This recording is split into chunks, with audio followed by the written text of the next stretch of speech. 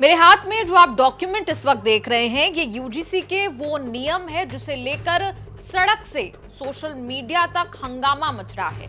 हमने भी ये डॉक्यूमेंट्स देखे, पढ़ा, खंगाला और समझने की कोशिश की कि आखिर जनरल कैटेगरी के स्टूडेंट्स क्यों इतने नाराज हैं, क्यों वो यूजीसी के नए रूल्स के खिलाफ हो गए हैं, क्यों सोशल मीडिया पर अलग अलग लॉबीज जो हैं वो एक्टिव हो गई हैं। तो आप जान लीजिए कि यूजीसी के नए नियमों पर जहां जनरल कैटेगरी के लोग यूजीसी के नए रूल्स का विरोध कर रहे हैं, वहीं एक बड़ा तबका ऐसा है जो यूजीसी का समर्थन भी कर रहा है।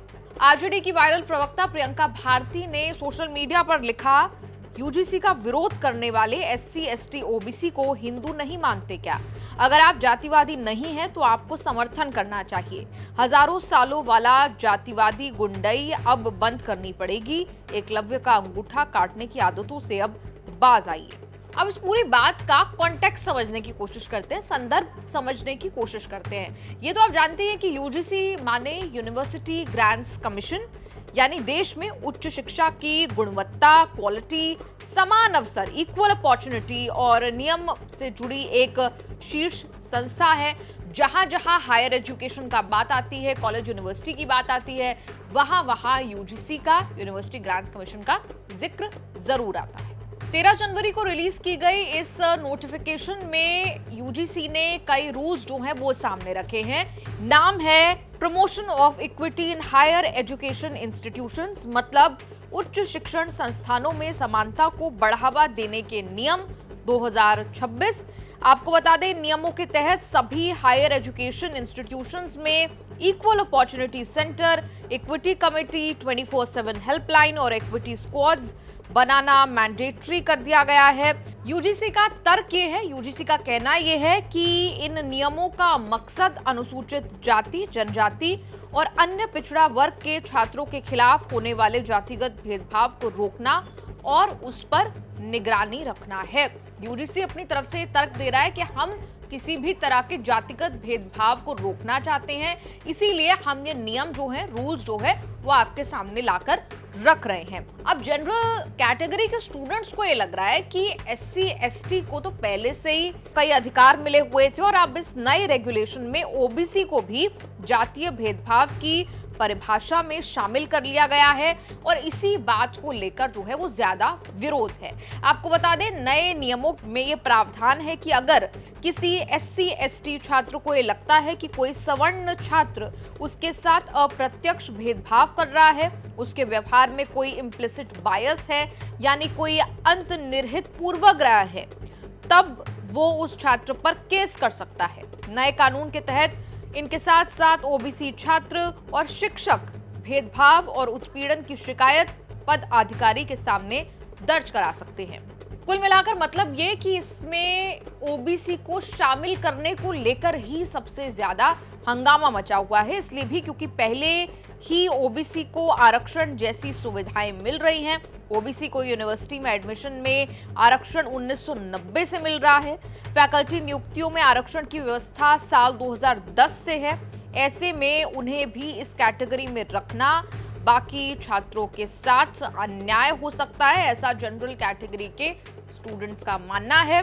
सवर्ण समाज ये मान रहा है कि इससे कहीं ना कहीं उन्हें और ज्यादा दबाने की कोशिश जो है वो की जा रही है। अब इन नियमों की वजह से जनरल कैटेगरी को इस बात का डर है कि इस कानून में कोई भी एससी, एसटी, ओबीसी छात्र, शिक्षक या शिक्षेतर कर्मचारी उनके खिलाफ शिकायत दर्ज करा सकता है। मतलब ये कि एक बड़े स्तर पर उन्हें डर है कि इस नियम का दुरुपयोग हो सकता है, मिसयूज हो सकता है और मिसयूज करके उनके खिलाफ फर्जी शिकायतें जो है वो की जा सकती है। सवर्ण वर्ग का ये भी मानना है कि इन नियमों से उन्हें कहीं ना कहीं अलग थलग करने की भी, आइसोलेट करने की भी कोशिश जो है वो की जा रही है। साथियों, ऑब्जेक्शन इस बात को लेकर भी उठ रहा है कि इस नियम के तहत जो झूठी शिकायतें कर रहे हैं उन पर कार्रवाई का कोई प्रावधान जो है वो नहीं है। यानी अगर कोई व्यक्ति, कोई छात्र जो है वो शिकायत करता है, वो झूठी शिकायत निकलती है, तो उन पर कार्रवाई जो है वो वापस नहीं हो सकती। इसको लेकर भी विरोध है। यानी झूठी शिकायत करने वालों के खिलाफ कोई कार्रवाई का प्रावधान नहीं है, जो कि पहले हुआ करता था।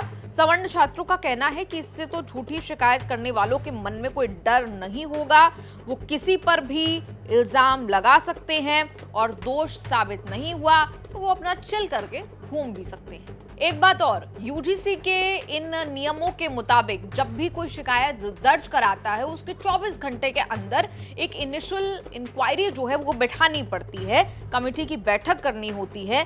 यहां भी विरोध इस बात का है कि आरोपी छात्र को अपना पक्ष रखने का, अपना स्टैंड बताने का चांस जो है वो नहीं मिल पाएगा।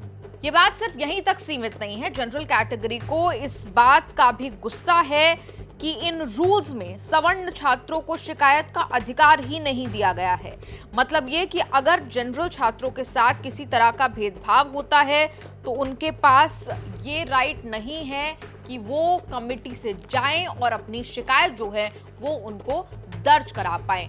तो पूरे फसाद की जड़ जो है वो है ये डॉक्यूमेंट्स जो आप इस वक्त देख रहे हैं, जिसमें यूजीसी का कहना है कि हम तो भेदभाव रोकना चाहते हैं, लेकिन जनरल कैटेगरी के स्टूडेंट्स कह रहे हैं ऐसे तो हमारे साथ भेदभाव हो जाएगा। आपका इस रिपोर्ट पर और यूजीसी के इन नियमों पर क्या कुछ कहना है? कमेंट्स में लिखकर अपनी राय जरूर दें। आजकल ये बात बात पे जिन लोगों का ब्रेकअप हो जाता है, दिल टूट जाता है या कोई किसी पे चीट कर देता है, ज़्यादातर लोग अब क्लेम करने लगते हैं कि मैं अपने ब्रेकअप के बाद डिप्रेशन में चला गया। As a mental health researcher, अगर आप इस तरह के केस स्टडीज़ को गो थ्रू करते हैं तो ये क्या वाकई में डिप्रेशन का ही विषय होता है या ये एक एंग्जाइटी है कि उसने मुझे कैसे छोड़ दिया या उसने मुझे कैसे डिसोन कर दिया? जी, केस बाय केस है ये तो। यहाँ पे बैठे मैं और आप थोड़ी चर्चा में बता सकते हैं, क्योंकि अगर किसी का सही में दिल टूटा है तो फिर तो वो उसका टूटा ही ना। हम कितना भी कहें कि तेरा क्यों टूट गया, 3 महीने की गर्लफ्रेंड पे तेरा दिल टूट गया, अब उसका टूटा तो टूटा, वो जाए और तलविंदर के गाने सुने और क्या। और फिर वो आएगा अपने डिप्रेशन से बाहर। पर यही खासियत है मेंटल हेल्थ की कि ये सब्जेक्टिव साइंस है, ये ऑब्जेक्टिव साइंस नहीं है। ऑब्जेक्टिव साइंस का मतलब होता है कि मान लो आपको डायबिटीज़ है तो मैं आपका ब्लड ड्रॉ करूंगा और आप कितना भी बोल दो कि जी मेरे को तो डायबिटीज़ नहीं है, मैं तो घी मक्खन खाऊंगा, मैं तो चीनी खाऊंगा, मैं तो डंड पे लूँगा, मैं आपका ब्लड देखकर बता सकता हूँ कि ना जी ना, आप गलत फहमी में हैं, आपको डायबिटीज़ है। पर जब मेंटल हेल्थ की बात होती है वो एक सब्जेक्टिव साइंस है।